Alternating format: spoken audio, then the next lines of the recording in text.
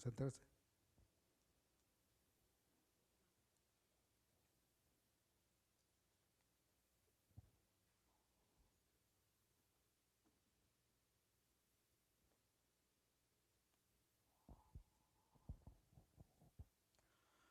Vamos a estar revisando el pasaje de Juan 21, versículos del 15 al 17.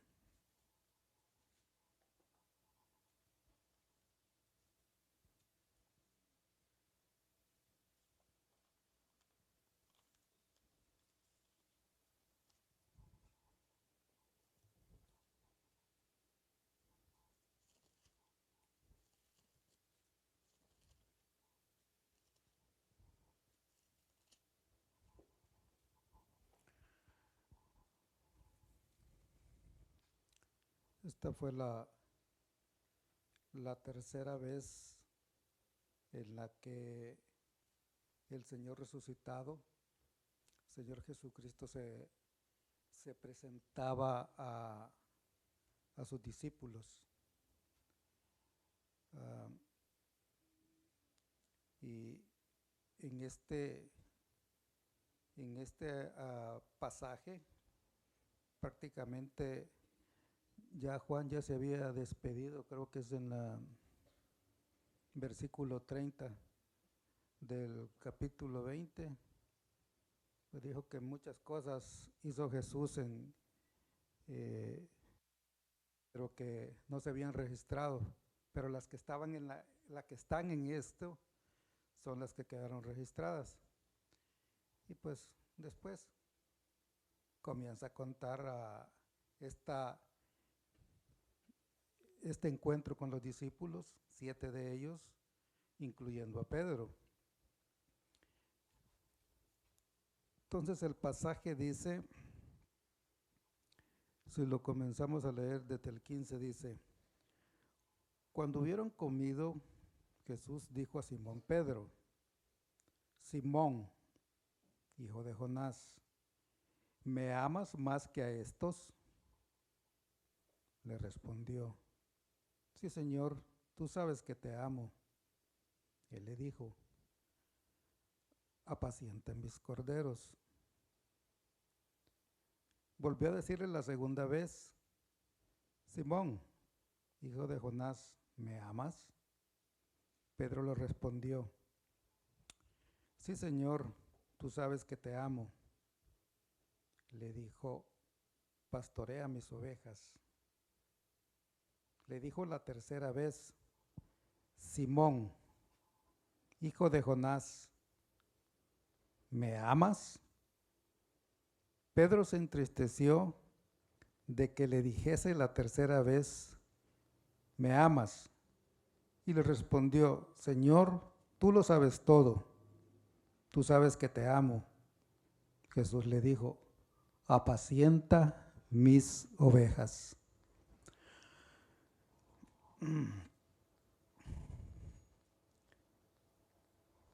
Quiero hacer un ejercicio, si me ayudan.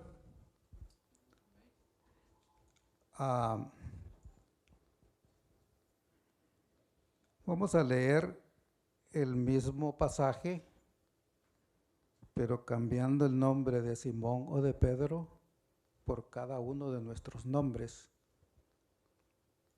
¿Me explico? Entonces, si yo leo en el 15, cuando hubieron comido, Jesús dijo a Nelson: Nelson, ¿me amas más que estos? Léanlo ustedes con su propio nombre. ¿Sí?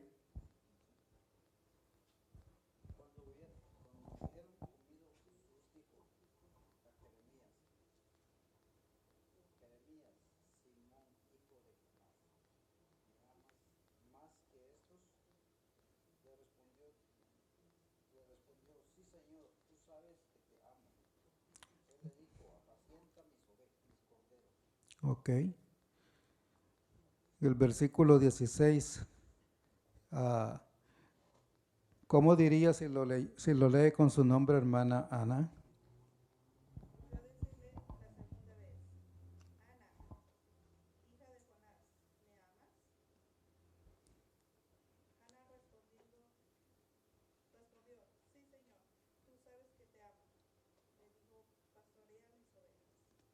Ok. A ver, hermano Mateo, lee el 17, por favor, poniendo su nombre en vez del de...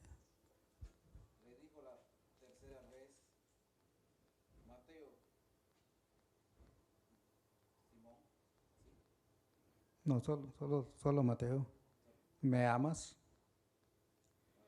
Mateo se entristeció.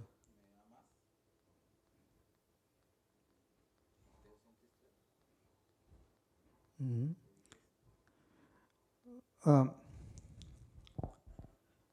a manera de introducción podemos decir que Jesús prácticamente había terminado su misión en la tierra. Ya había sido crucificado, ya había estado en la tumba, ya había resucitado. Y en en ese momento, pues, a Pedro se le ocurrió que fueran a pescar y otros lo siguieron. Trataron de pescar toda la noche, no agarraron absolutamente nada. Y ya al amanecer se aparece el Señor por ahí en la playa y les dice: hijitos, ¿tenés algo que comer? No, echada a la derecha. Ah, y pues dice la palabra que cogieron tanto que no podían sacar la red. Ah, la misión del Señor era prácticamente apagar la ira de Dios.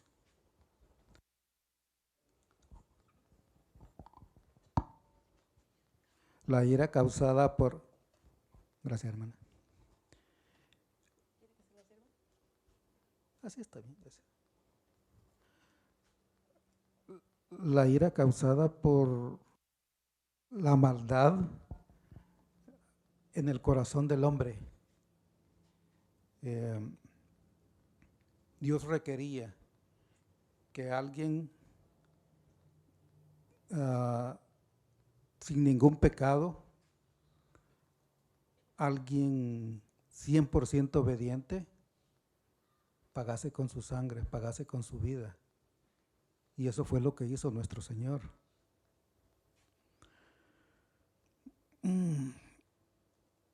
Pero Él tenía que regresar con el Padre, tenía que irse nuevamente a ocupar el lugar que había tenido junto al Padre antes de venir a la tierra a cumplir su misión. Sin embargo, no quería irse haciendo más y sin asegurarse de dejar a alguien encargado de su rebaño en ese momento. Por eso al encontrarse con Pedro, le hace estas preguntas. Y personalmente creo que Pedro representa a la iglesia, nos representa a nosotros, representa a cada uno de aquellos que hemos dicho: sí, yo creo en ti, Señor. Porque el Señor le pregunta: ¿me amas?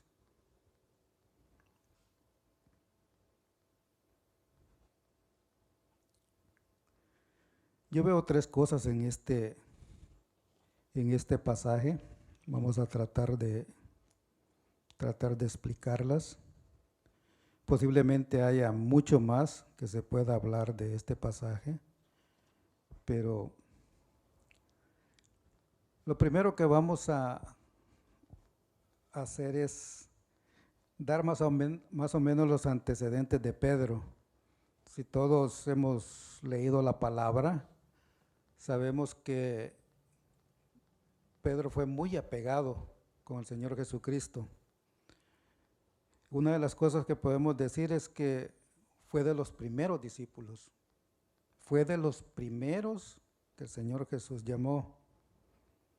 Otra cosa que sabemos por la palabra es que era originario de Bethsaida, vivía en Capernaum, una de las ciudades donde el Señor estuvo ministrando. Era casado, de oficio pescador. Su nombre original era Simón. Sin embargo, el Señor se lo cambió a Pedro.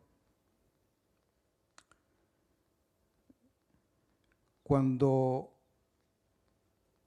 Pedro recibió el llamado de parte de nuestro Señor, él dejó absolutamente todo y comenzó a seguirle.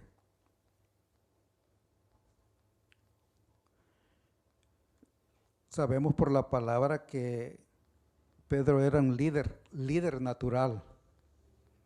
Por eso él era prácticamente el vocero del grupo de apóstoles. Cualquier cosa que querían preguntarle al Señor, ahí estaba Pedro. Siempre él era el primero en hablar. Él también fue el primero en confesar que Jesús era el Mesías. Él fue también parte del círculo íntimo del Señor.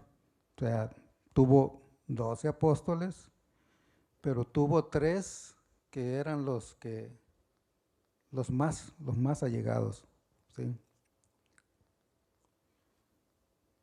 Y, bueno, y muchas otras cosas más podríamos hablar de Pedro, porque la palabra habla bastante de él.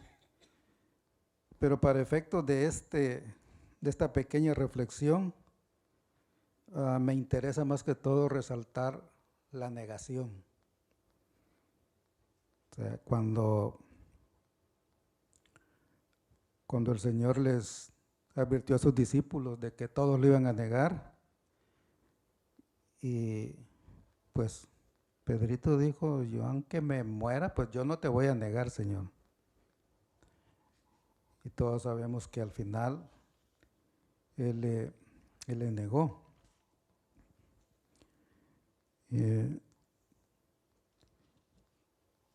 Pero ¿qué pasó con Pedro? ¿Pedro se fue para el cielo o qué? Vamos a ver, si me acompañan a Mateo 10,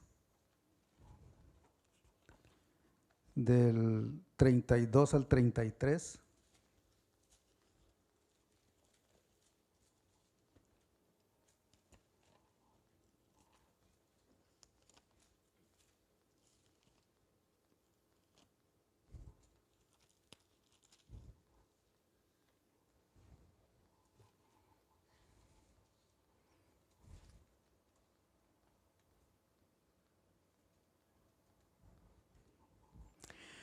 La palabra dice,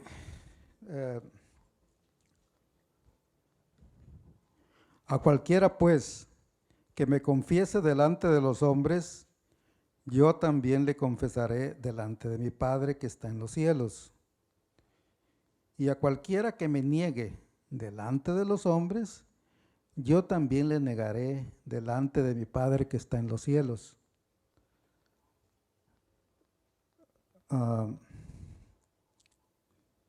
Pedro no le negó una sola vez. O sea, la palabra dice que le negó 3 veces. En un ratito le negó 3 veces. Sin embargo, vemos aquí en este pasaje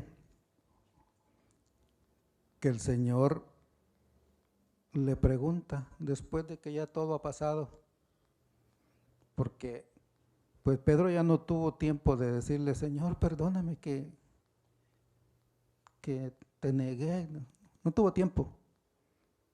Señor, lo agarraron, lo crucificaron, lo sepultaron, ya no hubo oportunidad. Sin embargo, aquí en este encuentro, el Señor le comienza a hacer estas preguntas. ¿Me amas? Yo veo en esta parte que el Señor está restaurando a Pedro, lo está restaurando a su ministerio, porque le dice, ¿me amas? Y Pedro dice, pues sí. Así como nosotros nos decimos también, ¿no? Sí. Entonces le dice, ok, apacienta mis corderos.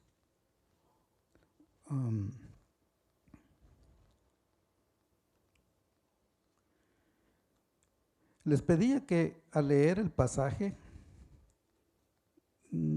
pongan su nombre ahí, que se involucran, que se metan en el pasaje para que podamos ver la misericordia de nuestro Señor.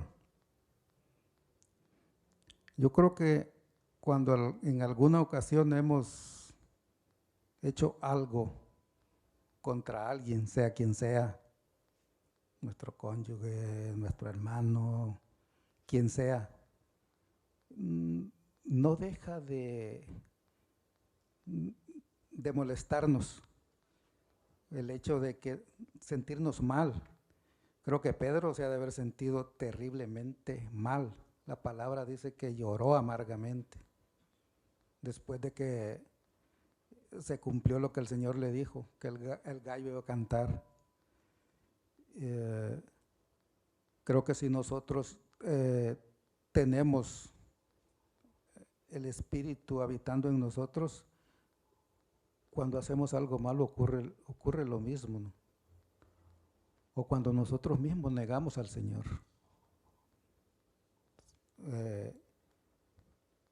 Si realmente hemos nacido de nuevo, debemos de sentirnos mal.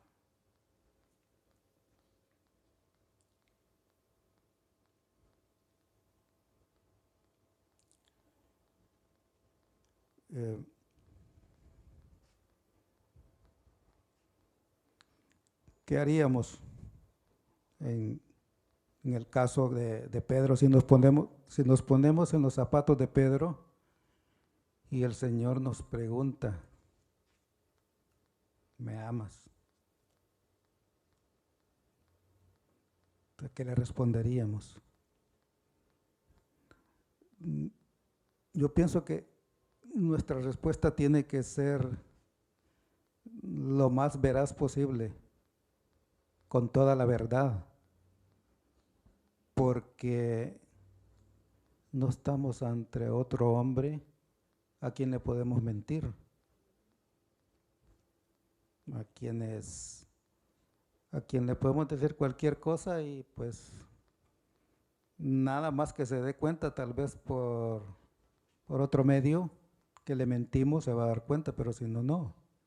Sin embargo, al Señor, el mismo Pedro le dijo, tú sabes todo. ¿Sí?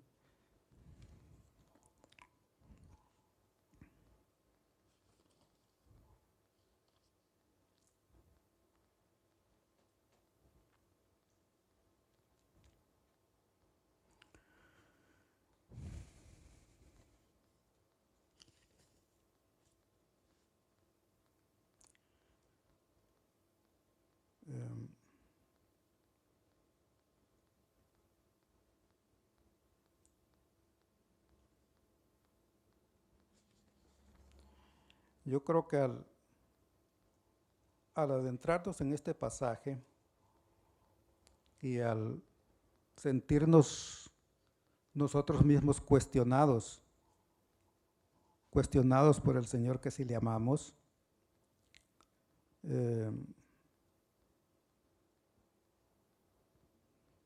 pueden haber diferentes respuestas. Decir como Pedro, sí Señor, sabes que te amo. O podría ser posiblemente, no Señor, o un no, o un poco Señor. O sea, son, son preguntas que, son respuestas que posiblemente daríamos si somos realmente sinceros. Pero independientemente de la respuesta que nosotros demos, la palabra dice que si le hemos conocido y hemos creído en Él, venimos a ser hijos de Dios. Y pues no vino a condenarnos.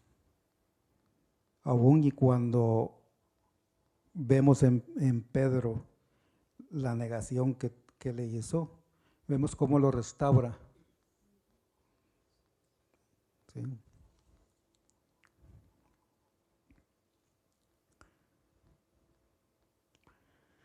Una de las cosas que quizás deberíamos de reflexionar es si el amor nuestro hacia el Señor está deficiente. ¿Qué quiero decir al respecto? Bueno, que muchas veces nos convertimos en religiosos. Asistimos a todo lo que debemos de asistir, hacemos todo lo que nos dicen que debemos de hacer, pero a veces lo hacemos mecánicamente.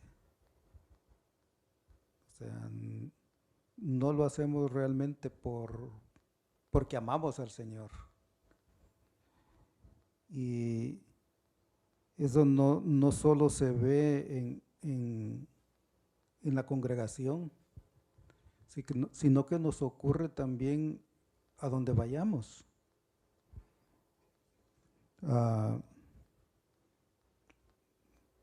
En nuestro trabajo,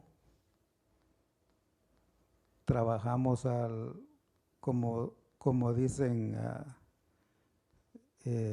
ahí se va. Al fin y al cabo, nadie va a decir nada. Eh,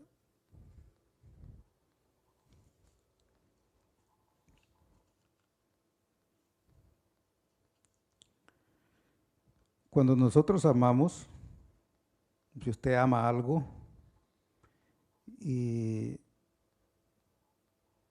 sabe que eso viene del interior, algo que nace muy, muy adentro de nosotros, que no se puede explicar.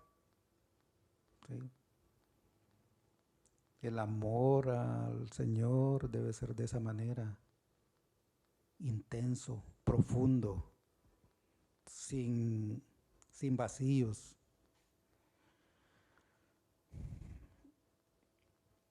Un segundo punto que veo en esto es que en este pasaje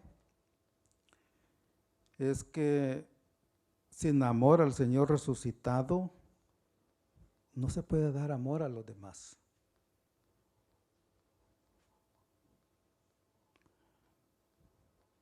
Fue por amor que el Padre Celestial proveyó para nuestra restauración.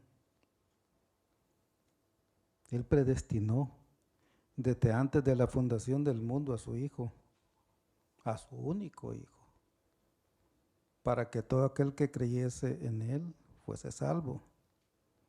O sea, podemos ver en Efesios 1:4, donde dice que pues, el Señor fue predestinado desde la eternidad.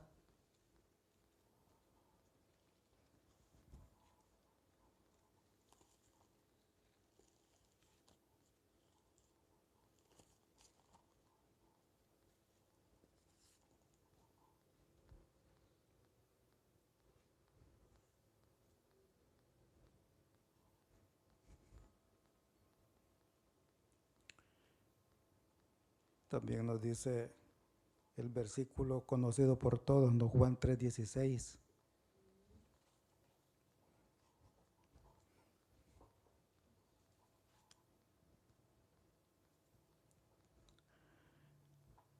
La mayoría de nosotros conocemos el Evangelio, teóricamente o intelectualmente, pero realmente no pasamos de eso.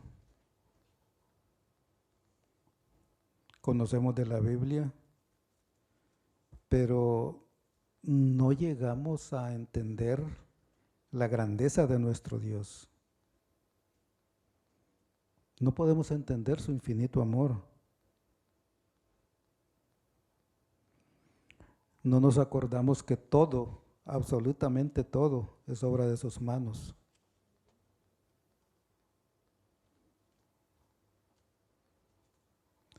Pero su amor es tan grande que el Señor Jesús no le dijo a Pedro, me negaste,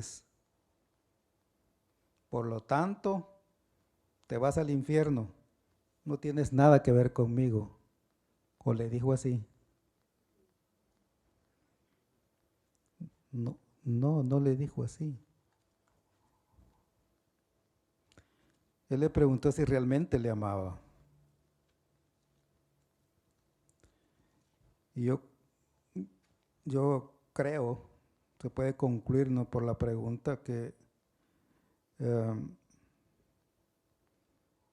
el amor a Cristo es lo único que puede conducir al hombre a amar a su prójimo y aún a su enemigo. Tampoco le dijo, mira, te voy a restaurar, pero tienes que hacer esto, aquello, lo otro. Tampoco le dijo eso. Únicamente le dijo, apacienta mis corderos,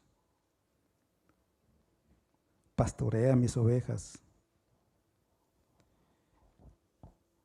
Y pues brevemente podemos decir que las ovejas y los corderos simbolizan a las personas, simbolizan a la iglesia.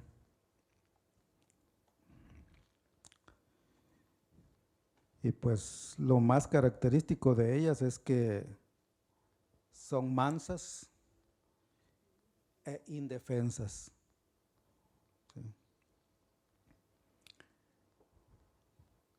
Apacentar significa alimentar, y en este contexto que nos ocupa no se está refiriendo a algo físico, sino espiritualmente.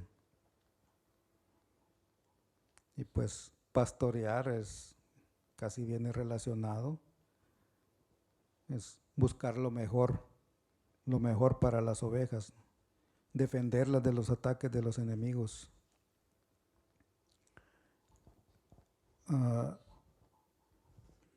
En estos dos puntos, en la restauración de Pedro y la manera en que el Señor lo hizo, podemos ver una pintura completa, diría yo, de lo que el Señor estaba haciendo y de lo que Juan nos cuenta en este pasaje. El Señor Jesús es inmutable, es decir, Él no cambia, siempre ha sido el mismo. Su palabra permanece para siempre.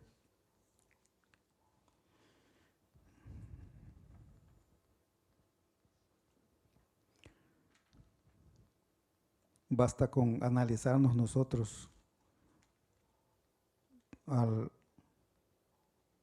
viéndonos retrospectivamente, vernos la manera en que nacimos, al menos yo puedo hablar por mí, no por ustedes. O sea, lleno de pecados,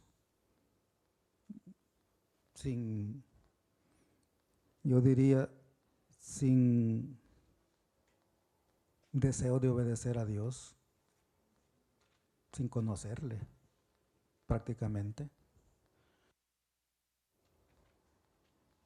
Pero como en el caso de Pedro, cuando él conoció al Señor, comenzó su transformación.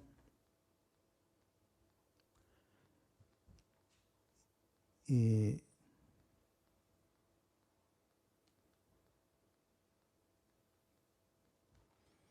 vamos a ver un poquito más adelante cómo al ser restaurado, él demostró que realmente había sido restaurado.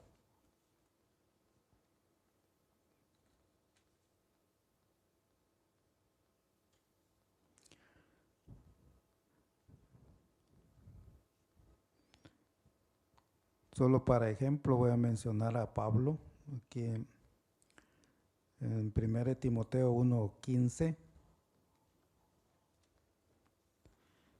O sea, menciono a Pablo por el hecho de que también conocemos bastante de su vida,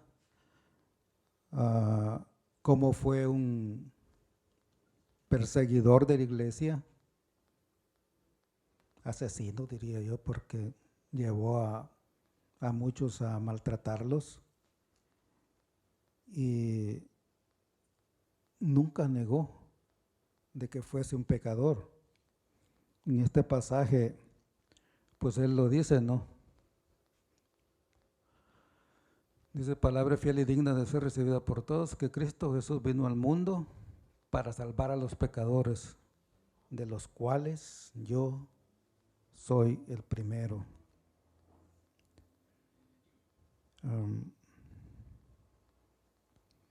No es que Pablo se estuviera jactando de ser un pecador, ni que nos estuviera dando licencia para que hagamos lo que nos dé la gana, porque Dios es amor. O sea, como alguien me dijo un día, el infierno no existe, el infierno es aquí. Mire todo lo que pasa, todo lo que ocurre, el infierno es aquí. Entonces, ojalá y algún día esa persona pueda entender que esto no es ni la sombra.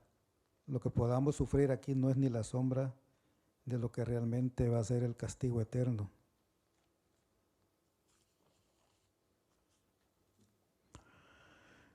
Pablo lo que decía en ese pasaje es que antes de acusar a otros por sus pecados, él recordaba que el amor de Cristo y su sacrificio había pagado por todo. Pero volvamos a Pedro. Un tercer punto. Vamos a ver lo que el fruto de la restauración.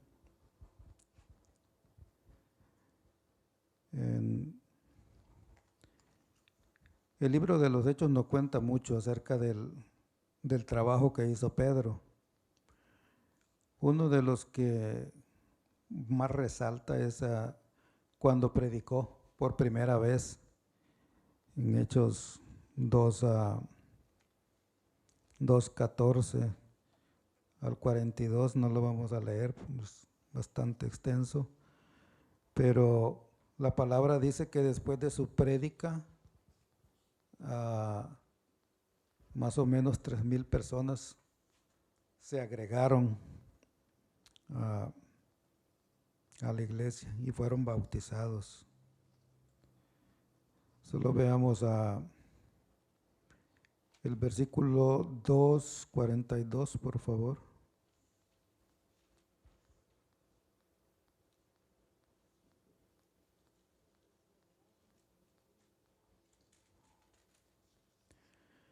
La palabra dice que perseveraban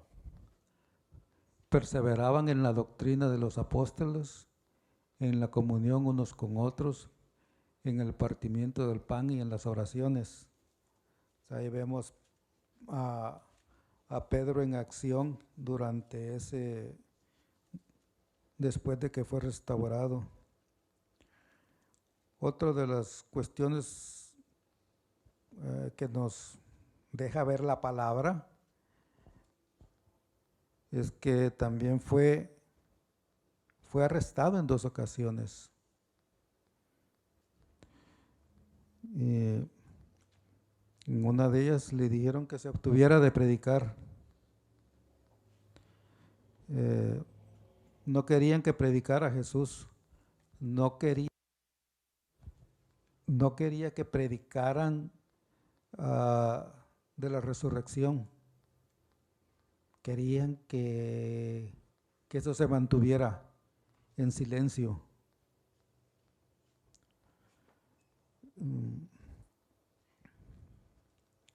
Veamos Hechos 4:4. Todo el pasaje está en Hechos 4 del 1 al 22, pero no lo vamos a leer. Y también en Hechos 5 del 12 al 40 continúa contando con esto. Pero solo veamos Hechos 4:4, por favor. En otra ocasión que él estaba predicando, otros 5,000 creyeron.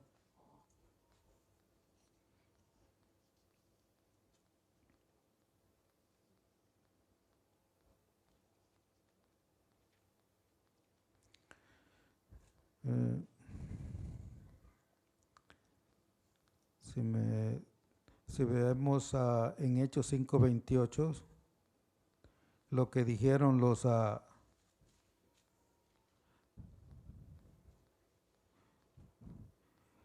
fueron las autoridades diciendo: no os mandamos estrictamente que no enseñáis en ese nombre, y ahora habéis llenado a Jerusalén de vuestra doctrina y queréis echar sobre nosotros la sangre de ese hombre.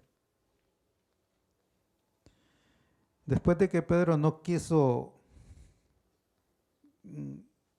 decir que era discípulo de nuestro Señor, aquí enfrente de todos les dijo: ustedes lo mataron. Ustedes son los culpables de su sangre.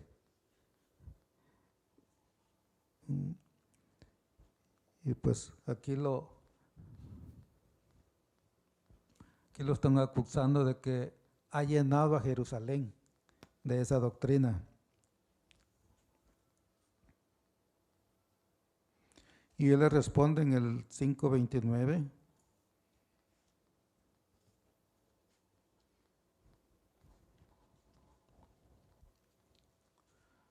Es necesario obedecer a Dios antes que a los hombres.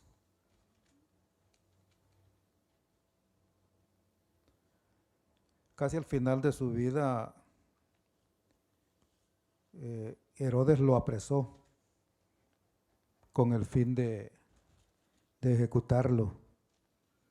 O sea, lo metió a la cárcel. Pero veámoslo en Hechos 12, del 3 al 5, por favor.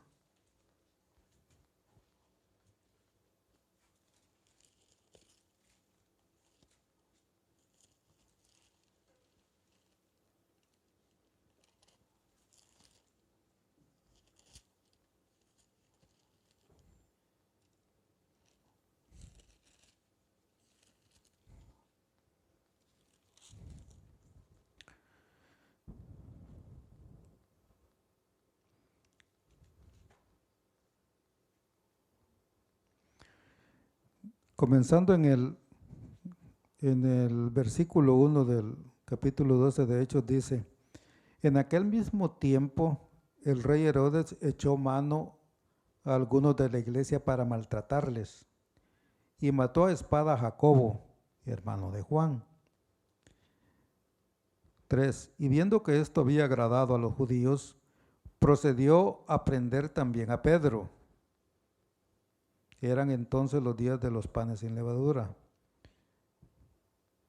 Y habiéndole tomado preso, le puso en la cárcel entregándole a 4 grupos de 4 soldados cada uno, para que lo custodiasen, y se proponía sacar al pueblo después de la Pascua. Así que Pedro estaba custodiado en la cárcel, pero la iglesia hacía sin cesar oración por él. Lo maravilloso de esto fue, hermanos, que el Señor estaba con él. Y si lo vemos si continuamos leyendo, dice, cuando Herodes le iba a sacar aquella misma noche, estaba Pedro durmiendo entre 2 soldados, sujeto con 2 cadenas, y los guardas delante de la puerta custodiaban la cárcel. Y he aquí que se presentó un ángel del Señor, y una luz resplandeció en la cárcel, y tocando a Pedro en el costado, le despertó diciendo, levántate pronto, y las cadenas se le cayeron de las manos. Le dijo el ángel, cíñete y átate las sandalias, y lo hizo así. Y le dijo, envuélvete en tu manto y sígueme. Y saliendo le seguía, pero no sabía que era verdad lo que hacía el ángel, sino que pensaba que veía una visión. Habiendo pasado la primera y la segunda guardia, llegaron a la puerta de hierro que daba a la ciudad, la cual se les abrió por sí misma, y salidos pasaron una calle, y luego el ángel se apartó de él.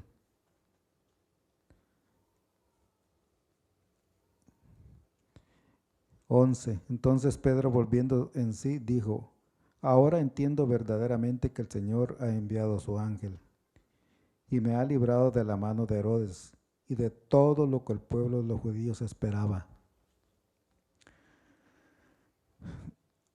¿No es maravilloso, hermanos? Algo que uno se queda... El Señor lo protegió y lo sacó de la cárcel de una manera sobrenatural.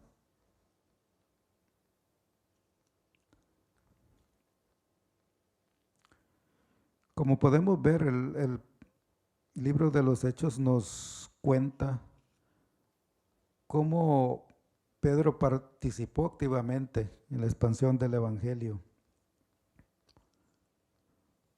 Sin embargo, fue Pablo el que fue encargado de evangelizar al pueblo gentil. Y pues Pedro se dedicó a los judíos. Al final murió como mártir. Según cuenta, murió en el tiempo de Nerón y lo iban a crucificar de la misma manera que murió nuestro Señor. Sin embargo, él dijo que no se consideraba digno de esa clase de muerte y que lo crucificaran, pero que lo crucificaran cabeza abajo. Y fue así como lo enterraron.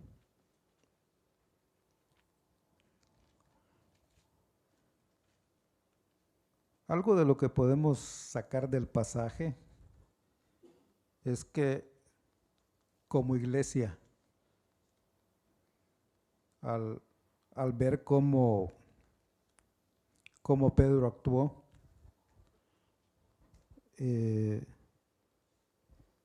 nosotros tenemos poca fe, muy poca fe. Pedro también a veces era atrevido.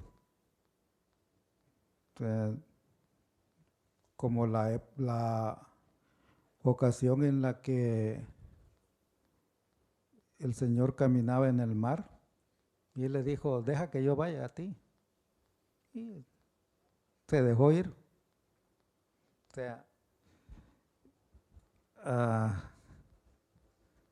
o cuando iban a apresar al Señor y sacó su machete y dijo a volar orejas. ¿Sí? Era atrevido.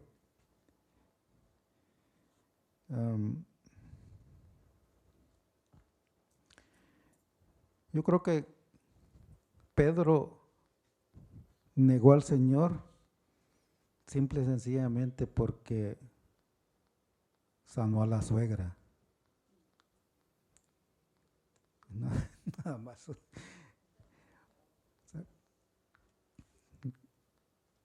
sea, es una broma.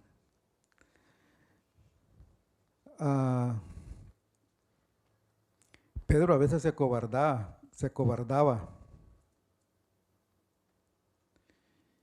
Y al igual que él lo hizo, nosotros también negamos al Señor.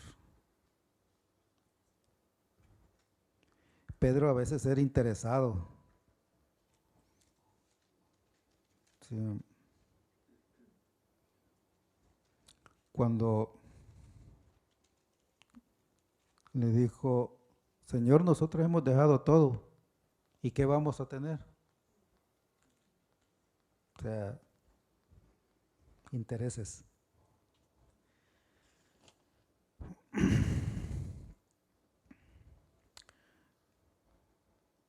Nada de lo que nosotros hagamos, absolutamente nada, es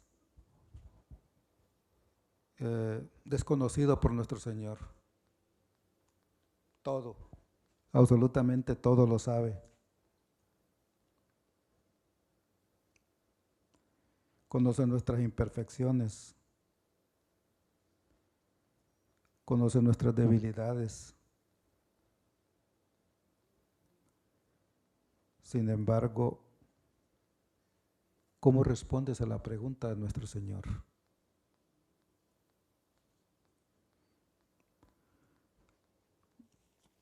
¿Cómo le dirías, cómo le contestarías si Él te dice, me amas? O sea, es una pregunta, yo les ruego la mediten profundamente y, como diría 2 de Corintios 13:5, ¿no? Veamos si realmente Cristo está en nosotros. Si respondemos, sí, Señor, te amo, ¿cómo lo vamos a demostrar? ¿Qué vas a hacer al respecto? ¿De qué manera vas a demostrar tu amor hacia Él?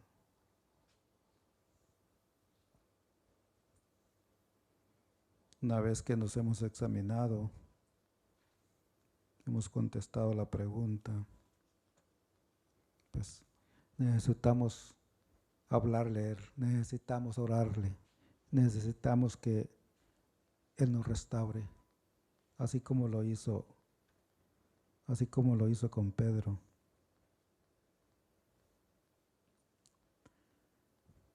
Y quiero terminar con esto.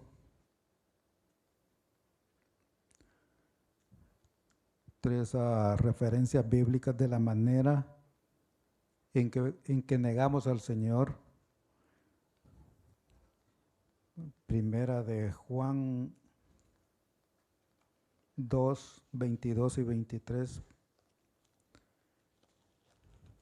Esa no se las di a los muchachos, a ellos que perdonen.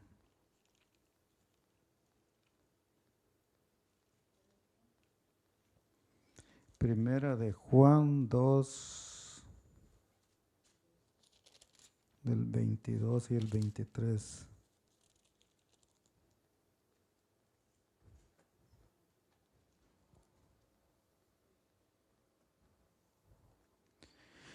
Dice la palabra, ¿quién es el mentiroso sino el que niega que Jesús es el Cristo? Este es anticristo, el que niega al Padre y al Hijo. Todo aquel que niega al Hijo tampoco tiene al Padre. el que confiesa al Hijo tiene también al Padre. Hermano, amigo, ah, en estos días esto es bien común. Mm, Muchos están adorando más cosas, están adorando materia, están enseñando otras cosas muy diferentes que, que el amor de nuestro Señor Jesucristo. Él es el único. Esa es una manera en que podemos negar al Señor. La segunda que ya la vimos, pero la repito, lo que nos dice Mateo 10, 32 al 33, que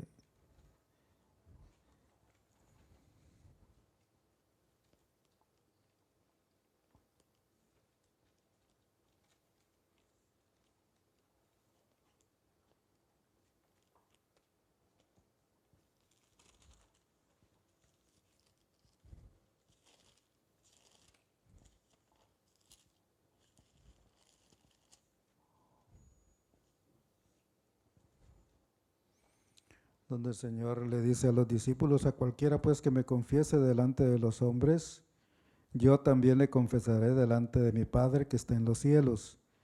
Y a cualquiera que me niegue delante de los hombres, yo también le negaré delante de mi Padre que está en los cielos.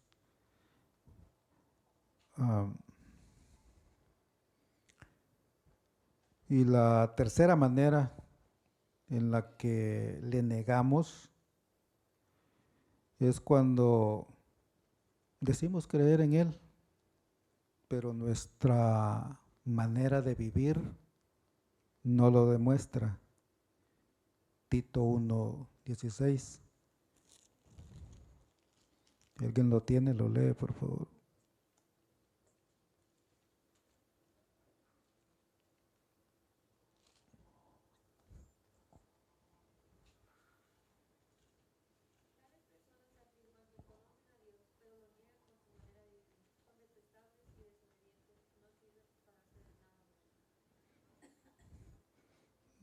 Yo no lo digo, lo dice la palabra.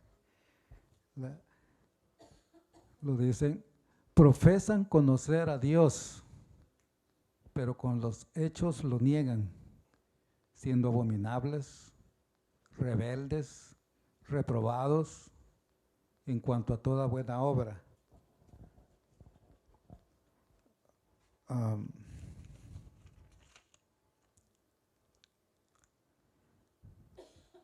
Creo que la palabra nos ha hablado hoy. Uh,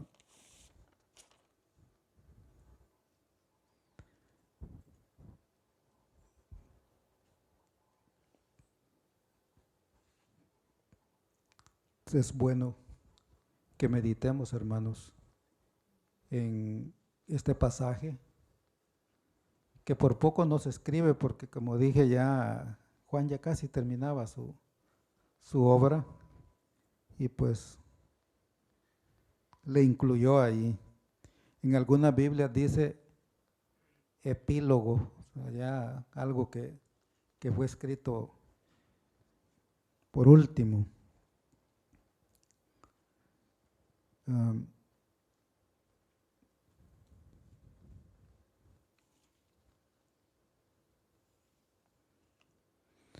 Pregunto, comentario sobre esto. Algo que usted haya visto en el pasaje que a mí se me haya pasado por alto.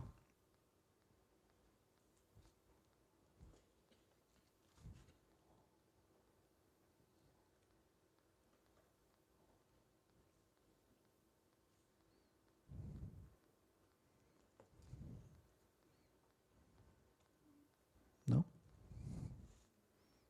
Bueno, vamos a orar entonces.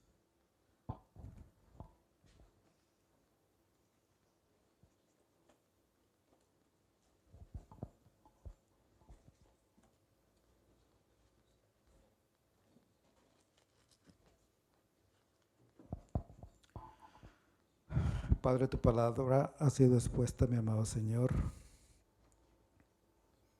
Permítame, Señor, que pueda dar el fruto para la que tú le enviaste, mi amado Señor. Señor, que podamos reconocer en nuestros corazones si realmente te amamos, mi Señor. Podamos reconocer, mi amado Señor, si de alguna de estas tres maneras te estamos negando, mi amado Señor. Te rogamos, dete ya, mi amado Señor, que si eso está ocurriendo en nuestras vidas, Señor, que nos perdones,